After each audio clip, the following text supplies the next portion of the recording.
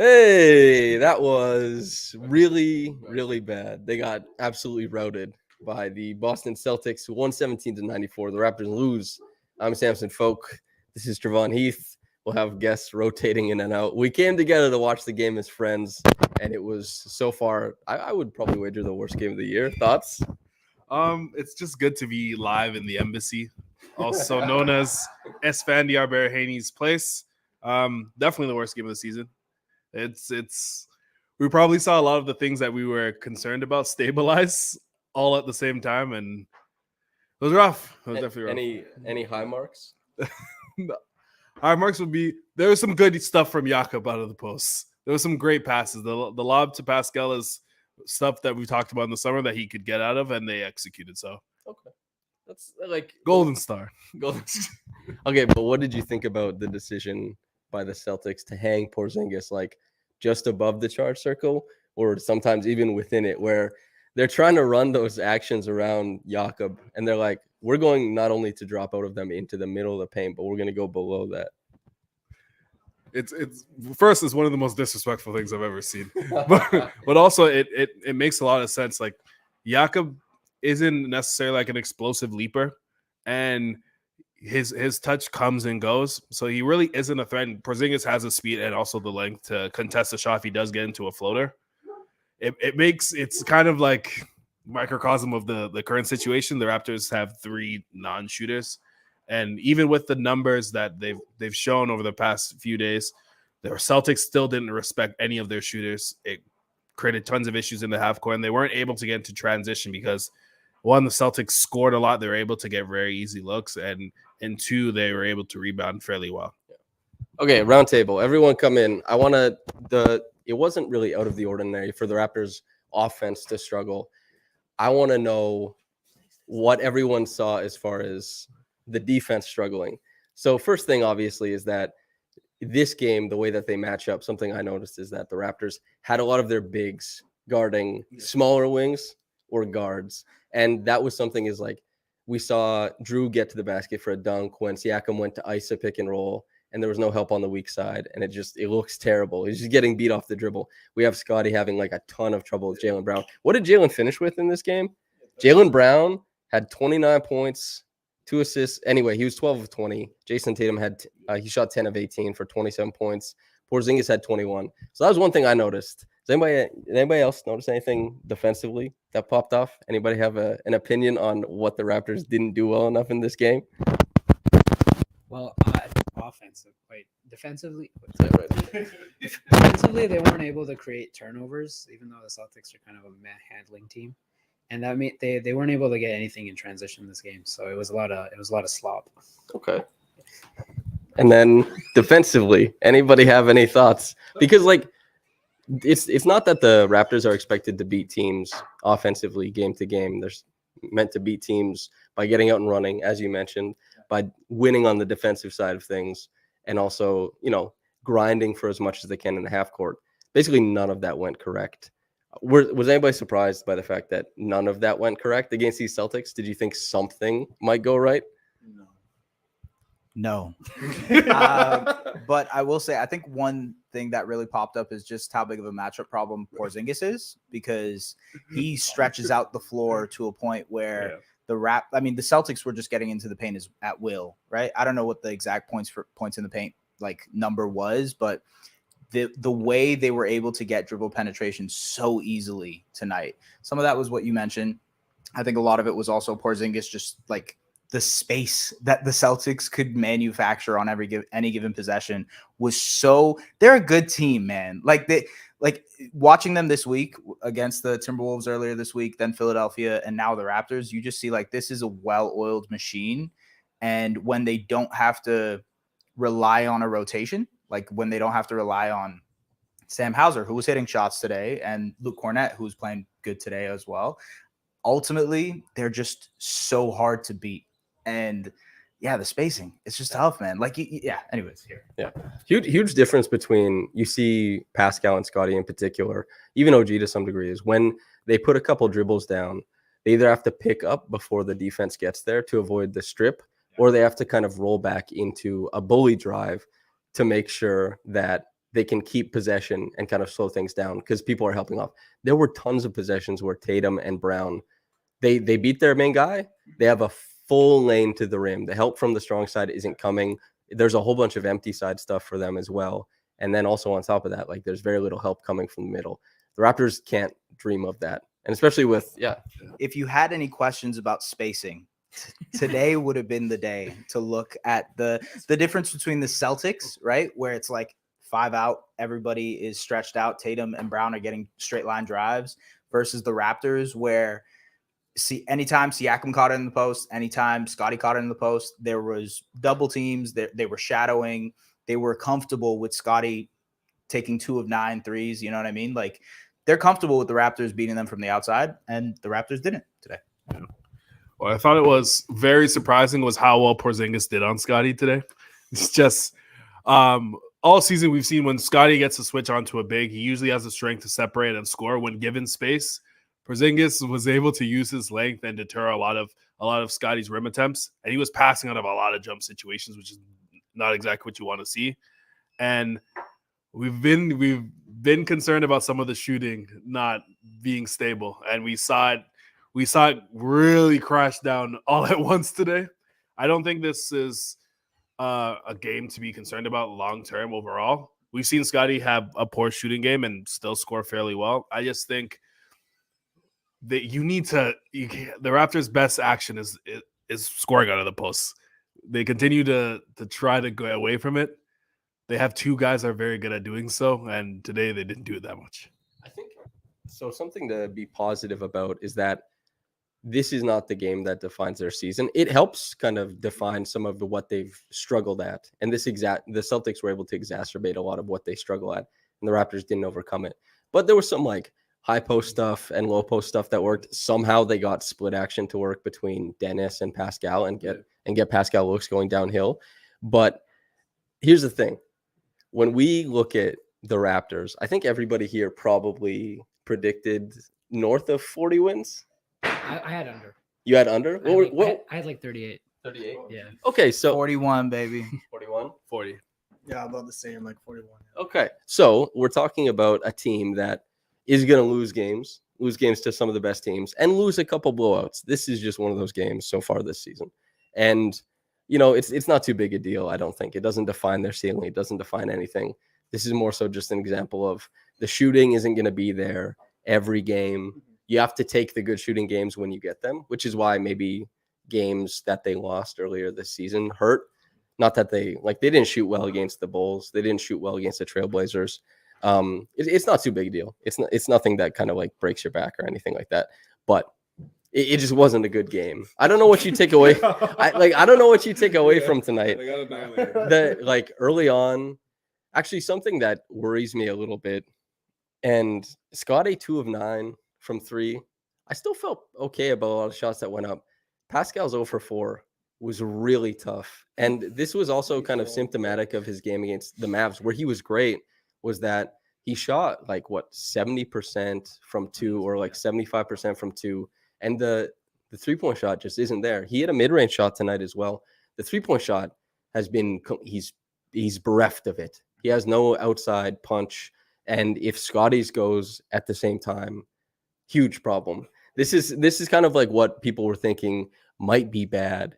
This is something that people thought might happen. They're like, oh, well, you know, Scottie shoots maybe 32%. Pascal shoots maybe 34. Pascal at this point is probably 26. Yeah. Scottie, and he started out shooting 40% through the first 4 or 5 games. Yeah. It's been really bad in the time since.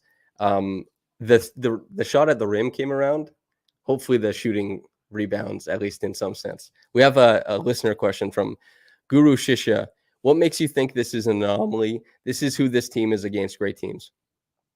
Losing by 30 is not that is a lot. But yeah, they're not supposed to beat the Celtics. I don't think any of the money would have reflected that. But also aren't the Bucks a good team, and also aren't the Mavericks? So you're gonna have games like that where their shooting is going to be on a pendulum probably all season, and games where they're able to shoot, they're going to be able to match up against any team because they're an elite defense. Yeah. And just credit the Celtics. They played a way better game. The Raptors leaned on their advantages early, the Pascal post-ups against like a Derek White, for example, who's a fantastic defender, but not exactly the guy who can stick Pascal. And those advantages did not work throughout the rest of the game. And the Celtics advantages definitely did. And as far as like beating good teams, beating bad teams, I mean, the NBA has kind of flattened out as far as like there's a lot of possessions going back and forth. There's a lot of stuff that happens with the 3-point shot. And my God, Giovanni says, hey, Malachi Flynn had 12 points. Maybe we talk about that. Malachi? Okay, yes, go ahead. If there's any silver lining from this game and from this stretch of basketball from the Raptors, is that Malachi looks a little bit more comfortable as their backup point guard, initiating actions. Do you agree? No, I'm kidding. But yeah, I mean, he did all right. Yeah, look, we talked about it like against the Mavericks, I think it was, where we're like, look, for what he was the first couple of years of his career, this is a very different, not even a very different Malachi, just he looks like he's a little bit more confident in himself when he's operating the offense, when he's initiating actions.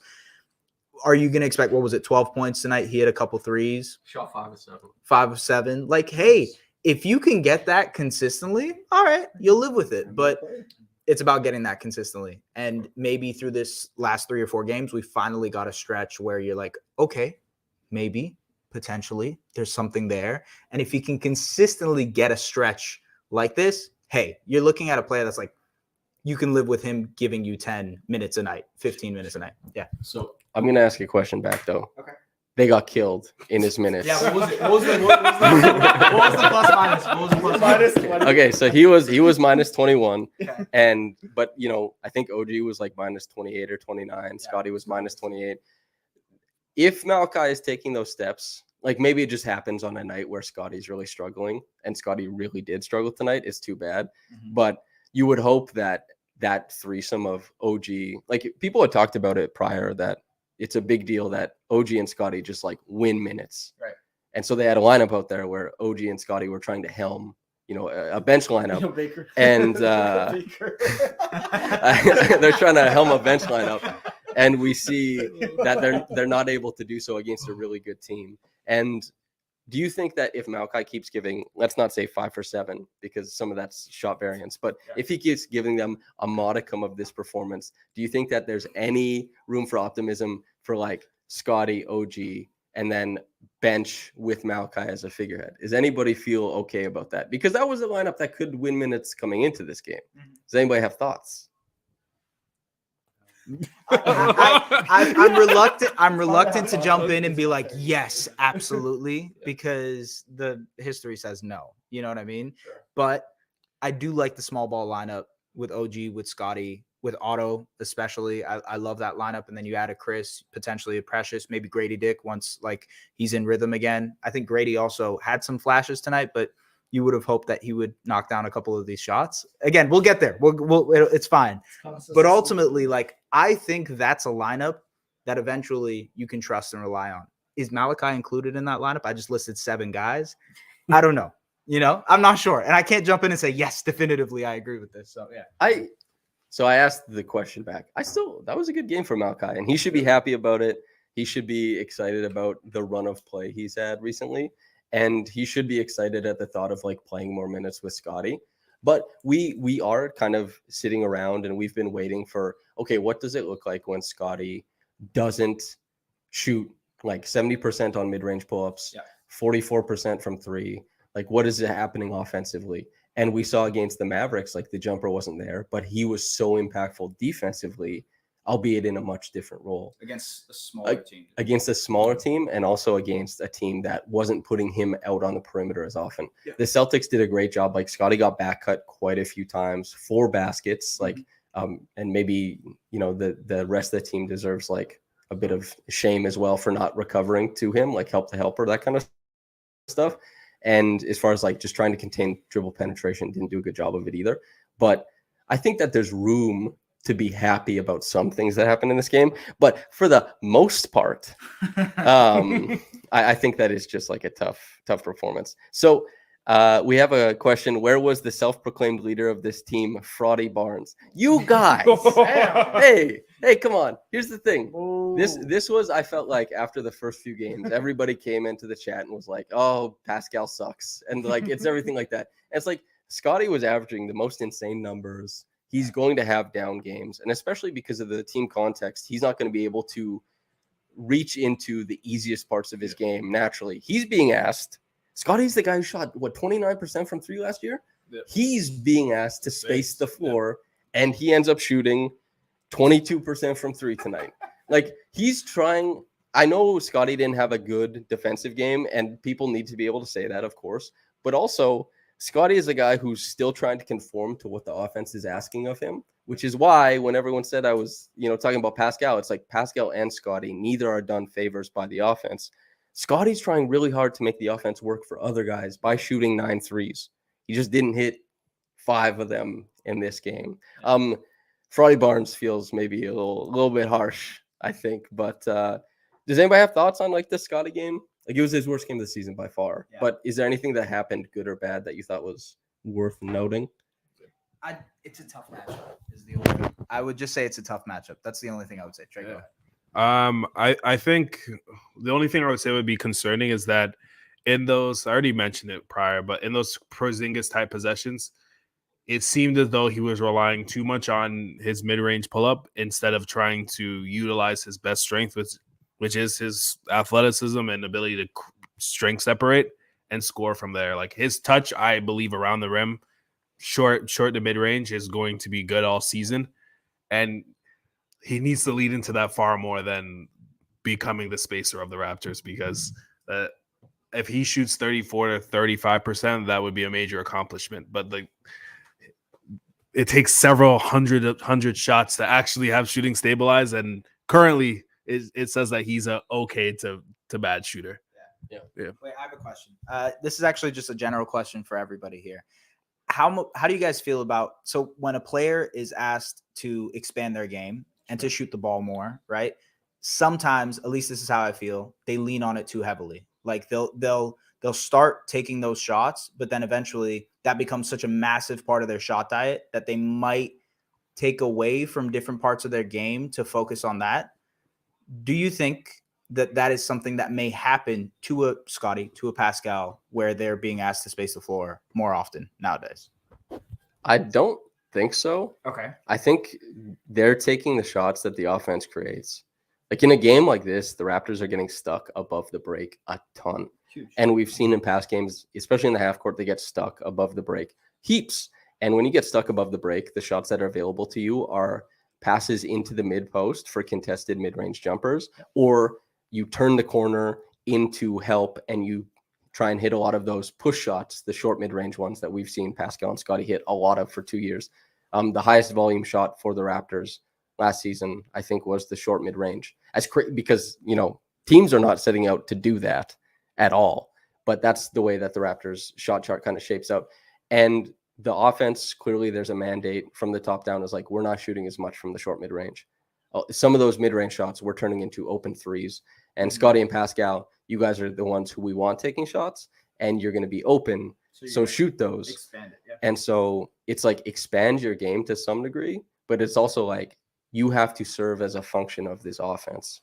And I think it would be much better for them to not have to be the spacers on the floor, but rather to be guys who operate in space and dominate physically. Pascal with a bit more finesse, Scottie with a bit more power.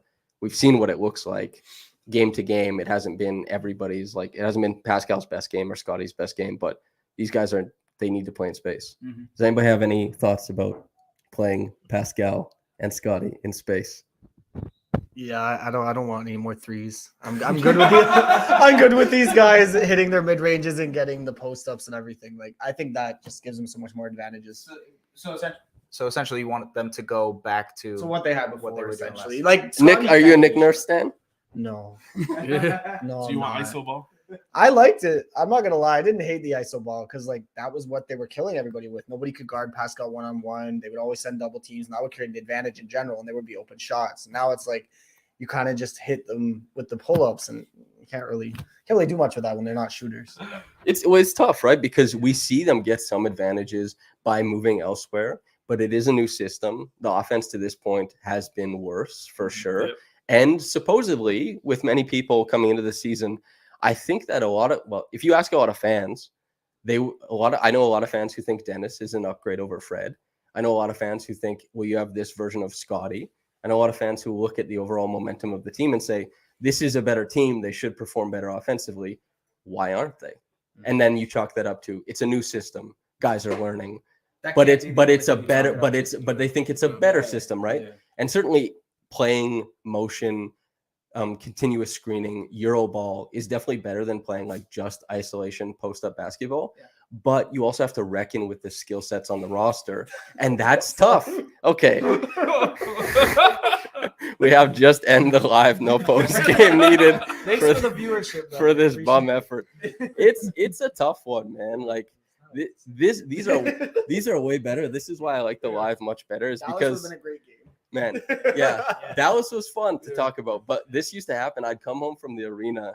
It would be like 1:30 p.m. and I wouldn't do a live, so I had nobody to talk to or bounce off of. I'd just be sitting in my room alone talking about the Raptors losing by like 28. You guys remember when we went to a bar last year and watched the Pelicans game?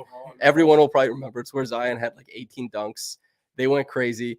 We all hung out, and I had to, because I didn't have glasses yet, I had to sit up at the bar to see the TV properly away from all the friends. And then eventually they came and joined me for the second half. And then I went home super late with a leg as well. And then it was just, I had to talk about the game and be like, oh man, I don't even know. It's just like, it sucks. Like, it's terrible.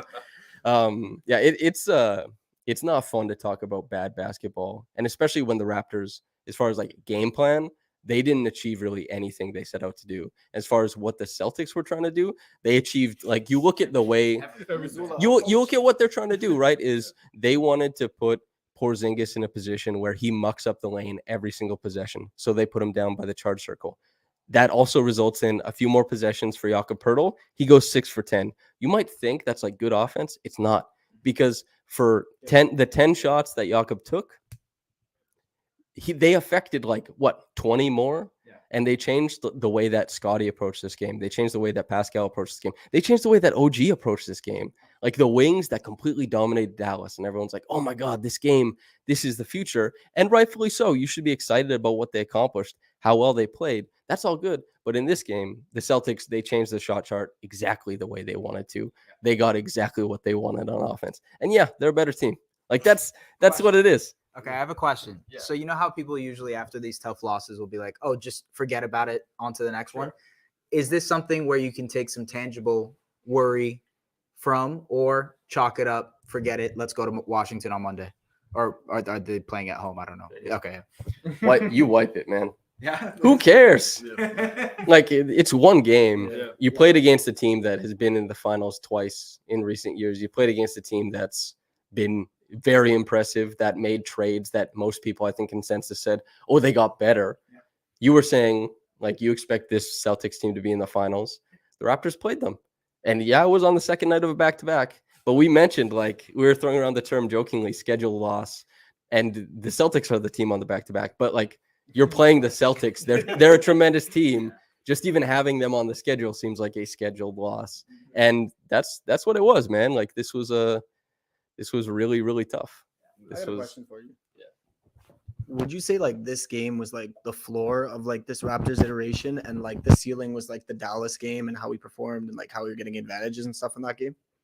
I think so, yeah. That's a great way of this is kind of when you look at this, you're like, okay, so we're somewhere in between what we did against Boston, some of what we did against Dallas. We're not close to what we did against Boston. Like, I think we're better than that. Yeah. But what we did against Dallas is kind of what it should look like. But they're also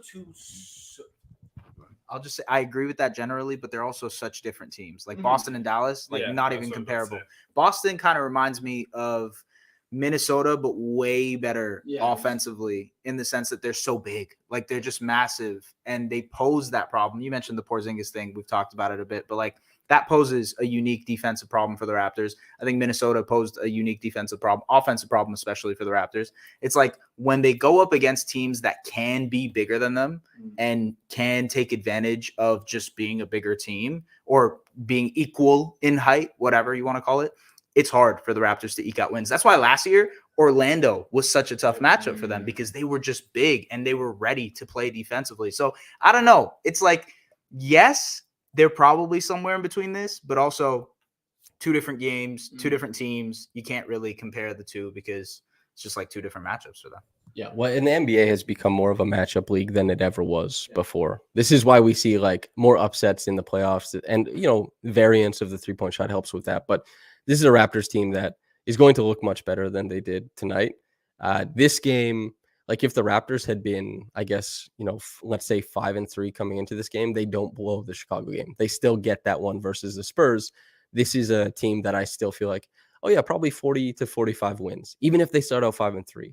And now that they're 4-5 instead of 5-4, I feel absolutely no different about their trajectory. I feel no different about Scottie Barnes and his big third-year leap, his contention for most improved player, his chase for like an all-star spot when it comes to February.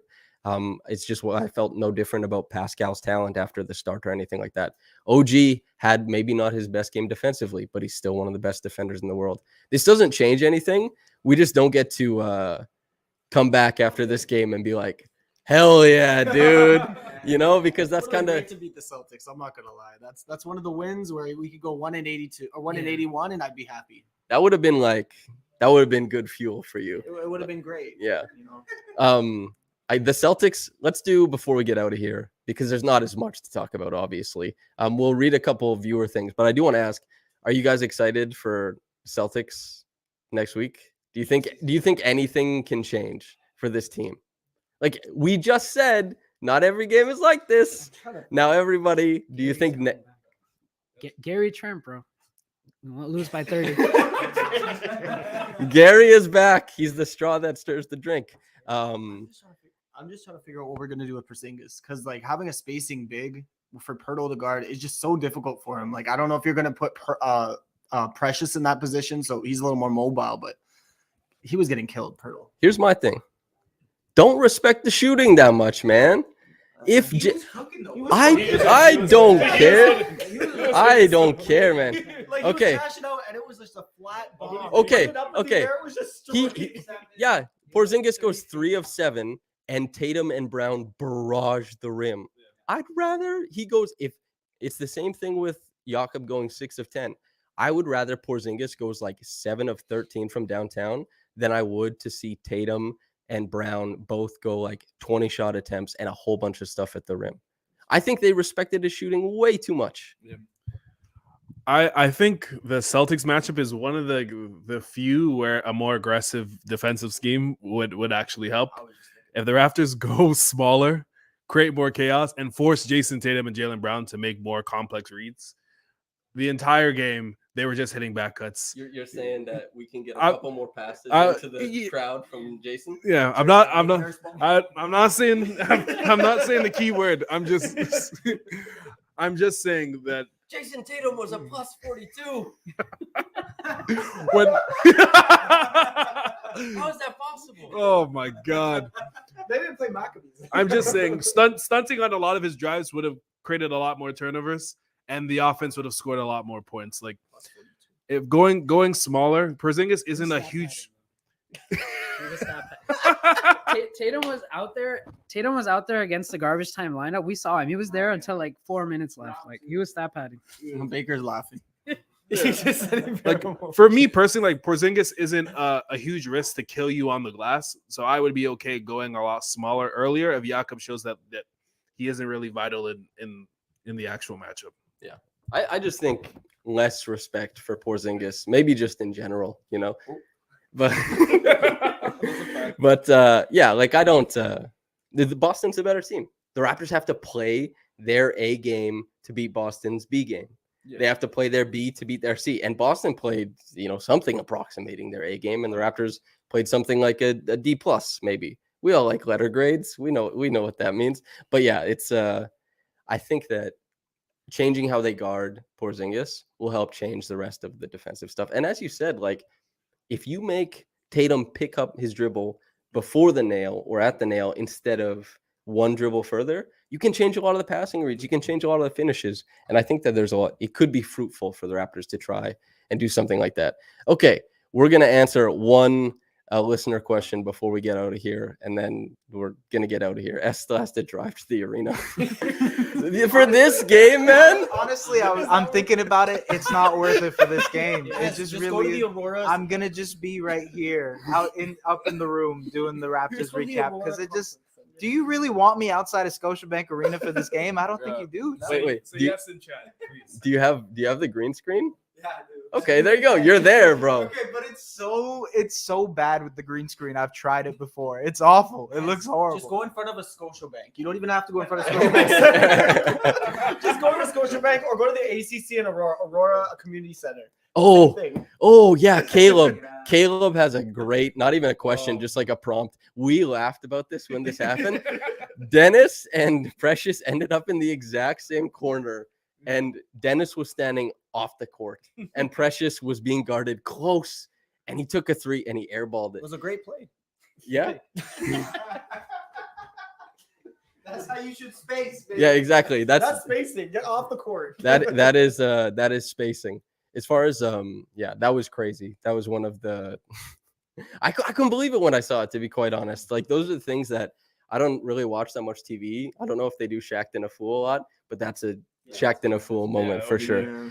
But that's like, man, these games are tough to like, and usually I'd go like 15 minutes on this, and half of it would be about, I don't know, Grady Dick. The left-handed finish over Tatum. There we go. He's not hitting threes. He's not hitting threes, but we have a couple fans of the finish. We have a big Grady fan here. Thoughts on the finish and his finishing? He's got some juice. He's got some sauce. He's got some jelly. Oh yeah. Juice, sauce, jelly. S, I know you had something on this. No, he just like take a Jason Tatum bump. Lefty. I like it. It's strong dick finish. Yeah. Okay. Hey. All right, everybody. Wait, okay, I'll ask one final question. This might burn some of the Raptors Republic fans here, but I'll ask, how do you guys feel about the Celtics after this? Do you think they are the title favorites to win the NBA championship? It's You still Denver. Go Denver. Okay. Yeah, it's Denver. It's Denver. But the Celtics, I have no problem saying the Celtics look like the best team in the East. Yeah. They What do you think Raptors Republic readers are? They're like, don't talk about the Celtics. Never. I don't know. Do people Actually, can I wait? Wait. Can I actually say something really funny? The Raptors Republic had to change what they called the Celtics to get credentialed way back in the day when Raptors Republic wasn't really credentialed. It was just like a blog where people collected and wrote stuff. Every single time the Celtics were referred to, they were called the Cell Shits. And for the Raptors to actually, like Raptors Republic to get credentialed and be taken seriously, that had to change. So I think you should bring it back. yeah, hopefully not. But anyway, yeah, that's kind of a funny thing. We need more likes. Hell yeah, we do. Subscribe, like the video. That's what we do. We talk after each game. We do lots of video essays. There's lots of good stuff.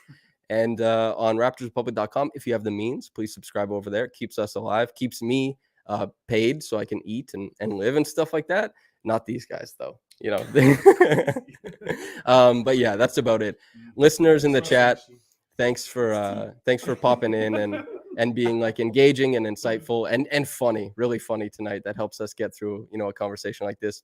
Thanks to everybody listening. People who listened on their walk the next morning or just late at night. I hope you enjoyed it. Lots more laughs in this one. Maybe not as much insight. But what are you even supposed to say about a game like this? Plus 42. I know he played against the bench, but like a guy wins by 42 minutes. He could have been plus 30 at that point. And yeah, that's the thing too. You know, OG and Scottie, who have just won all of their minutes so far this year, were almost minus 30 apiece. It's tough. So anyway. Yeah, I never heard that. The Celtics saying Pascal wants to be in Philly. Was this the Celtics? It was probably on their broadcast. Their Probably because broadcast? I think the Nick Nurse connection. No, man. That's like they can say that, but they can say that. I don't know. Yeah. I don't like I maybe Brian Scalabrine knows something. Maybe he doesn't. I don't know. No, they wouldn't know. It could be true. it could be true, but why would they know? You know, like Woj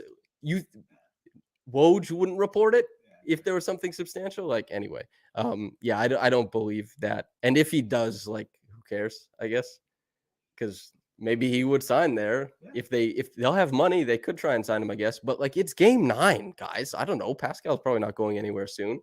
He was the leading scorer tonight with 17 points on 38 or 40% shooting. Anyway, thanks to everybody for hopping in. It's a blast to talk to you guys and just chop it up with friends about basketball. Okay, that's about it. Hell yeah. Okay, whether you got into this in the morning or at night, have a blessed day and goodbye.